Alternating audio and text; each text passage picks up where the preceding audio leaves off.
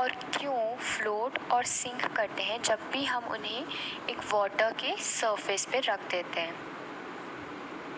तो अब ये चीज़ हम एक एक्सपेरिमेंट से समझते हैं।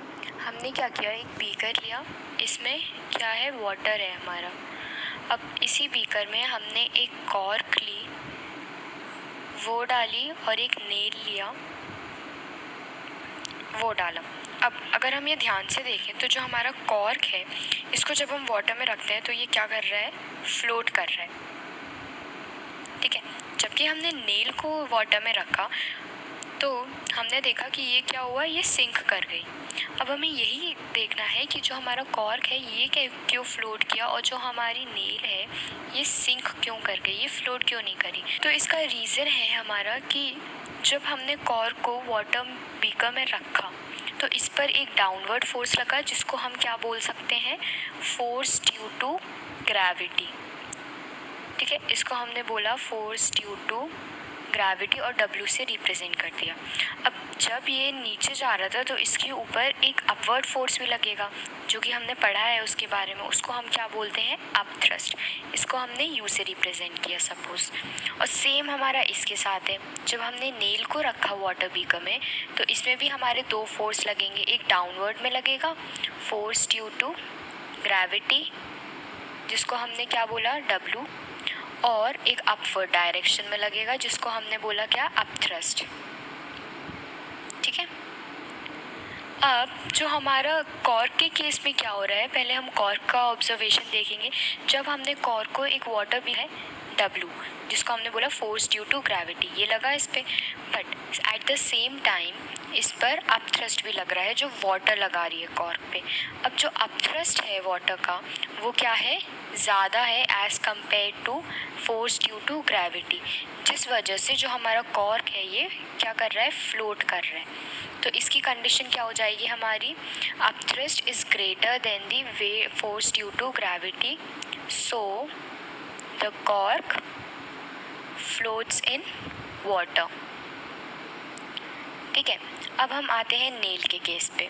तो नेल के केस में क्या हो रहा है कि इसमें हमारे दोनों ही फोर्स लग रहे हैं, एक फोर्स ड्यू टू ग्रेविटी लग रहा है डाउनवर्ड डायरेक्शन में, और एक अप थ्रस्ट लग रहा है हमारा अपवर्ड डायरेक्शन में। अब जो हमारा फोर्स ड्यू टू ग्रेविटी है वो बहुत ज़्यादा लग रहा है इसमें, ठीक है। इसी वजह से जो हमारी नेल है ये कहाँ, बॉटम ऑफ दी बीकर में पहुंच गई, और जो अप थ्रस्ट इस पर लग रहा है वो काफ़ी कम लग रहा है as compare to force due to gravity, जिस वजह से हमारी नेल सिंक कर जाती। तो इसकी कंडीशन हो जाएगी हमारी W is greater than U। जो हमारी पहले की कंडीशन है उसकी जस्ट रिवर्स हो जाएगी। So that's why nail sink in the water.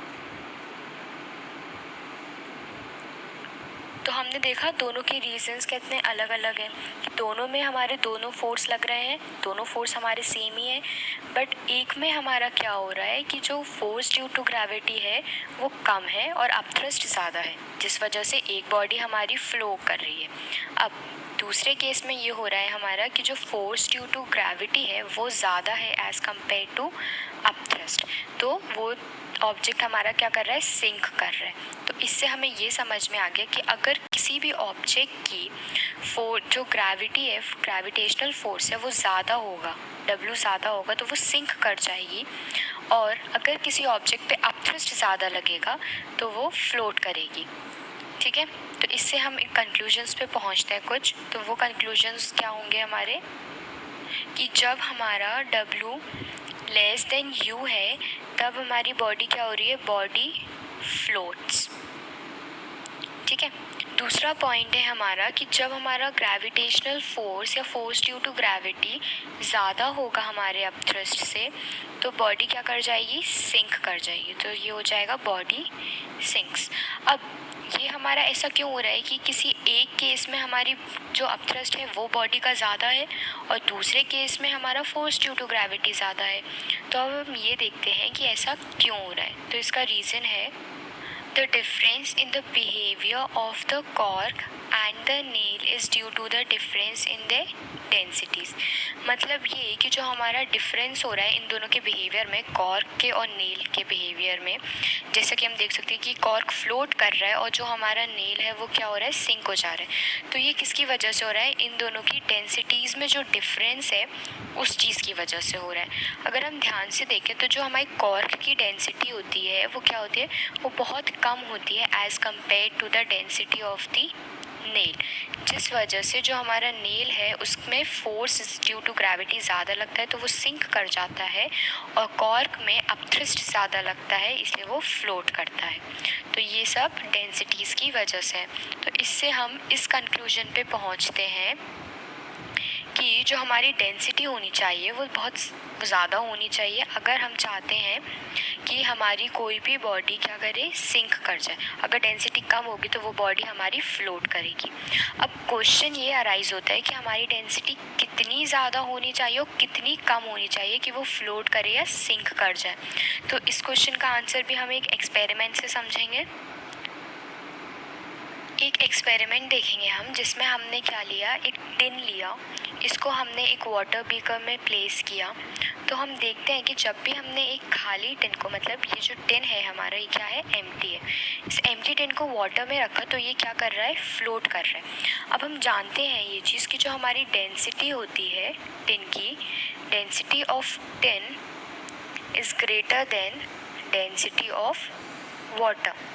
तो इस वजह से इस कंक्लूजन के बेसिस पे तो टिन को सिंक कर जाना चाहिए था, क्योंकि अभी हमने बाकी एक्सपेरिमेंट्स में देखा कि जिसकी डेंसिटी ज़्यादा होती है वो सिंक कर जाता है और जिसकी डेंसिटी कम होती है वो फ्लोट करता है, यही देखा था हमने। तो जो डेंसिटी होती है एक टिन की वो क्या होती है, ज़्यादा होती है बहुत as compare to density of water. तो इसको तो सिंक कर जाना चाहिए था, बट ये क्या करता है, ये फ्लोट करता है। तो ऐसा क्यों हो रहा है, ऐसा इसीलिए हो रहा है क्योंकि जो एवरेज डेंसिटी है, average density of tin is less than average density of water.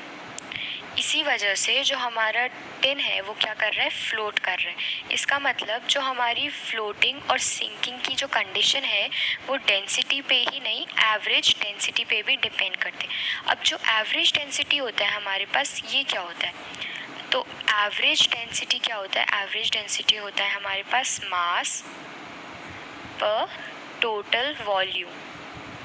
किसी भी ऑब्जेक्ट का मास अपॉन टोटल वॉल्यूम हमें क्या देगा, उसकी एवरेज डेंसिटी देगा। और वही एवरेज डेंसिटी अगर हमारी कम हुई तो वो ऑब्जेक्ट हमारा फ्लोट करेगा, और अगर ज़्यादा हुई तो हमारा ऑब्जेक्ट क्या करेगा, सिंक कर जाएगा। तो इसी एक्सपेरिमेंट के बेसिस पे हम इस कंक्लूजन पे पहुँचे हैं कि हमारी जो बॉडी है अगर उसकी एवरेज डेंसिटी क्या हो, ज़्यादा हो एवरेज डेंसिटी ऑफ वाटर से, तो वो सिंक कर जाती है। बल्कि अगर हमारी बॉडी की जो एवरेज डेंसिटी है वो कम हुई तो वो क्या करेगी, फ्लोट कर जाएगी। तो यही हमारा कंक्लूजन है जो हमने इस एक्सपेरिमेंट्स में देखा है कि a body having an average density greater than that of water, then it will sink into it, but if it has an average density smaller than that of water, it will float। तो ये था हमारा पूरा description कि क्यों हमारा कोई भी ऑब्जेक्ट फ्लोट करता है और क्यों वो सिंक करता है।